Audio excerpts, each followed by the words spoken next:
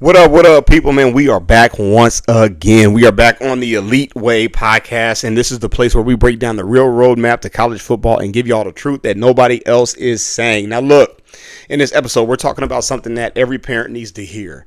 We are talking about the 3 keys to succeeding in high school. So, look, man, make sure you guys are tuned in. Make sure you have a pen and pad, your phone, whatever it is.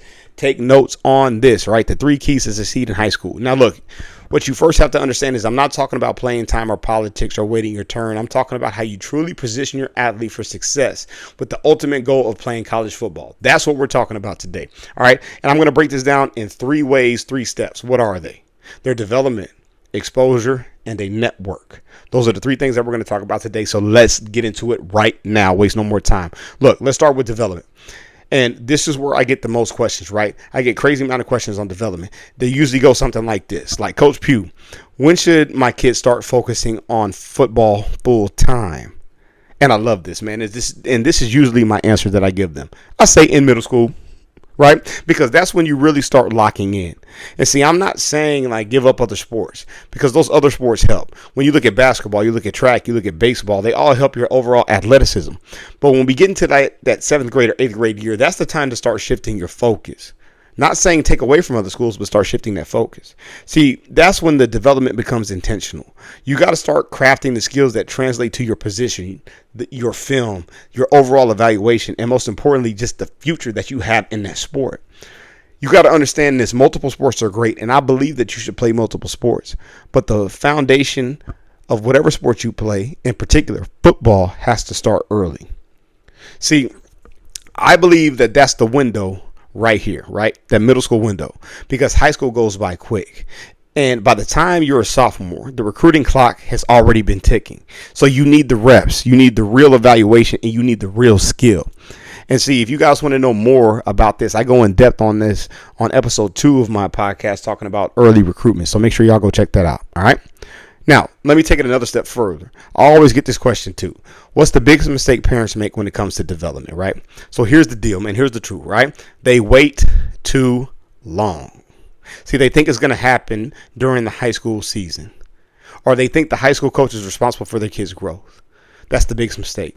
You can't rely on the school system for your athlete's future. What you got to do is you got to build around the calendar. That means spring development, summer refinement, and fall execution, right? So you should be tracking your athlete's growth year to year, not season to season. So you need to change your mindset on that. And if your athlete ain't getting better in the spring than they were last fall, or if they're not better in the spring, as I should say, than they were last fall, you are falling behind tremendously. And you better change your mindset when it comes to that, right?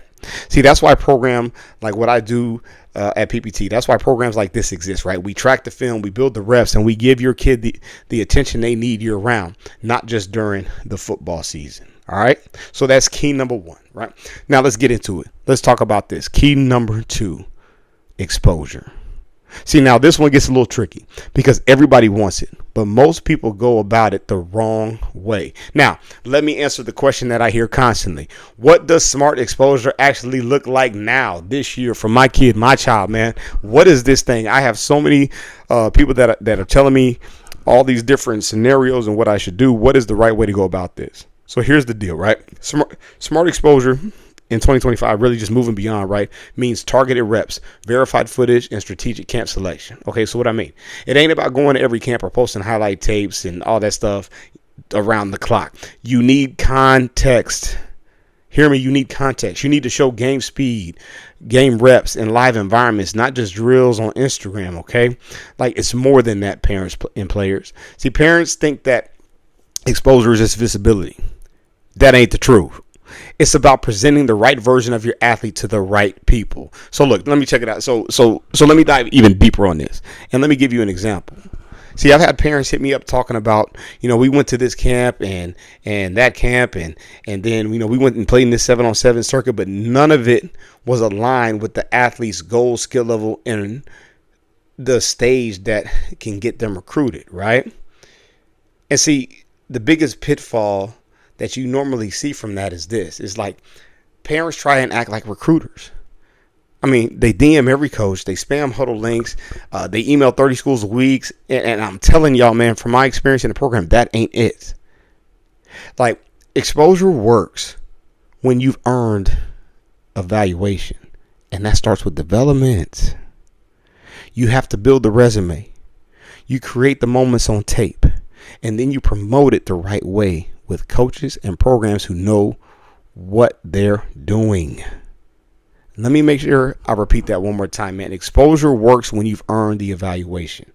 And it's all about building your skill set, your resume. You put it on tape first, and that will bring the people in. Now, there's other X factors to that, but it starts with this. So remember, development fuels exposure. Don't chase the hype. Build substance. Substance. All right, let's get into the third key. And this third key is really important, all right? And so this third key talks about networking, all right? And see, this might be the most slept on key of them all.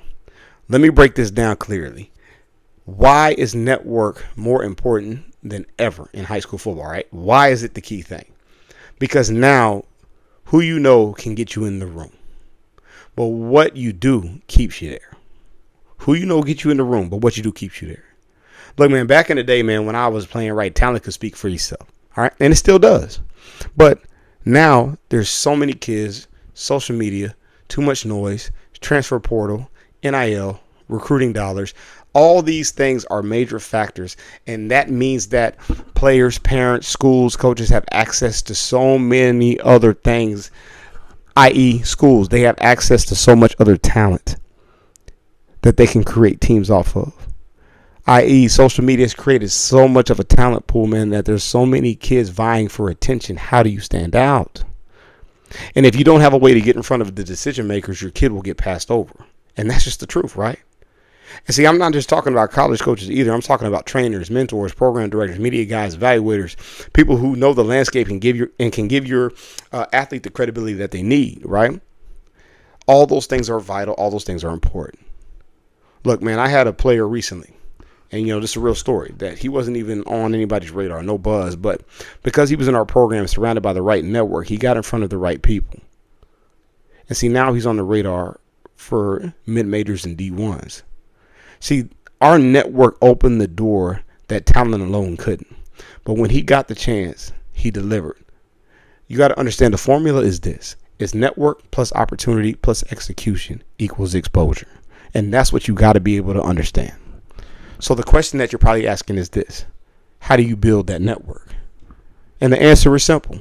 Get your athlete in environments where relationships are currency. Let me repeat that. Get your athlete in environments where relationships are currency. That's what we do at PPT Elite. And that's why our athletes get real looks. So look, man, let's wrap this up. If you're a parent listening to this right now and you want to remember these three things: start development early. I.e. middle school is the time to get focused. Use exposure wisely. It's not about being seen. It's about being ready to be evaluated. And lastly, invest in the network. Get your athlete in the rooms and the right programs where the right eyes are watching. See, this is why we built PPT Elite. Not to be another team, but to be the system your athlete needs. If you're serious about your kid's future in football, head over to pptelite.com and let's talk. All right. This has been the Elite Way Podcast. My name is Jordan Pugh. I appreciate y'all rocking with me. I hope y'all got some value. Make sure you like and you subscribe to the podcast, and I'll catch y'all next time. Let's go.